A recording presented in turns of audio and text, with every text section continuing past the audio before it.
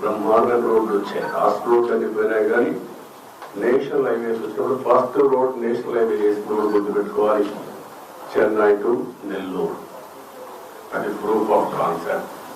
అది సక్సెస్ అయిన తర్వాత వాజ్పేయి గారు దేశం మొత్తం గోల్డెన్ క్వార్టర్ లెటర్ రోడ్లు వచ్చింది.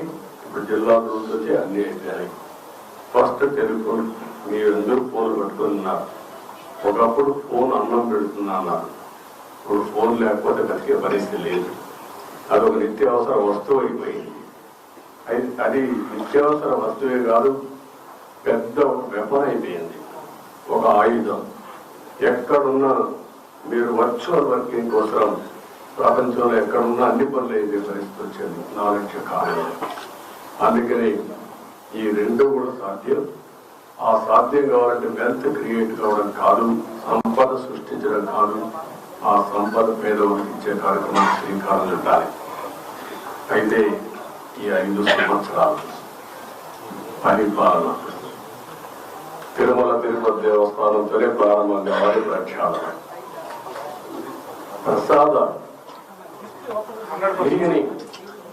లేకపోతే పరిశుభ్రత అన్నిటికీ తిరోధకాలు చేశారు.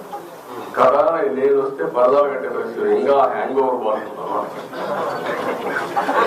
పరదాలు కట్టేస్తున్నా అంటే అలవాటు అయిపోయింది. రెండోది మనుషులు వస్తే వాళ్ళకి హ్యాండిల్ చేయడం తెలియడం లేదు. మనుషులు వస్తే హ్యాండిల్ చేయడం తెలియదు కాబట్టి కర్ఫ్యూ పెట్టాడు. కర్ఫ్యూ పెట్టేస్తే ఎవరు రారు, ఇంక నేవేడికి వెళ్ళిపోవచ్చు, నేవేడికి వచ్చేస్తామని. ఇలాంటి కల్చర్స్ అంతా చూస్తే చాలా బాధ వేస్తుంది.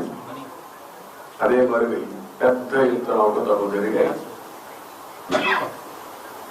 ఎప్పుడు కూడా కక్ష సాధింపు చర్య ఉండకూడదు, కానీ తప్పులు చేసిన వాళ్ళు కూడా ప్రక్షాళన చేయకపోతే వెంకటేశ్వర స్వామి కూడా సహకరించారు. దేవుడు కూడా చెప్పింది, మంచి వాళ్ళని కాపాడుకోవాలి, చెడు వ్యక్తుల్ని శిక్షించాలి, సమాజాన్ని కాపాడాలి. అందుకే ఈరోజు నేను చెప్తున్నా, ఈరోజు నేను చేసిన సంకల్పం ఇది. నా జీవితంలో మా కుటుంబానికి నేను ఏమి ఇవ్వాల్సిన అవసరం లేదు.